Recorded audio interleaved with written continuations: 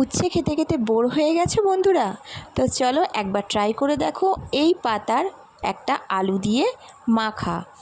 তো কি পাতা আর কিভাবে করি জিনিসটা তোমাদের সঙ্গে শেয়ার করলাম, তো দেখে নাও। দেখো, এটা হচ্ছে গিমা পাতা, অনেকে গিমা শাক বলে, অনেকে অনেক রকম নাম, জানি না, আমাদের মধ্যে গিমা পাতাই বলে। তো এটা আমি সেদ্ধ করে ভালো করে ধুয়ে নিয়ে সেদ্ধ করে নিচ্ছি। দুটো আলুর সাথে দিয়ে দিয়েছি নুন। ভালো করে প্রেসারে সিটি দিয়ে জলটা একটুখানি ফেলে দিয়েছি, কারণ এটা এত পরিমাণে তিতো হয় যে পুরো জলটা সমেত ছেঁকে না নিলে হবে না, আর জল সমেত মাখাও যাবে না। তো দুটো আলু সিদ্ধ করেছিলাম, কাঁচা লঙ্কা আর যেমন করে উচ্ছে মাখে সর্ষের তেল, ব্যাস সেরম করে মেখে ফেললাম। তো অসাধারণ খেতে। তোমরা সবাই এই পাতার চচ্চড়ি খাও, এই পাতা দিয়ে হয়তো বড়াও খাও কেউ কেউ।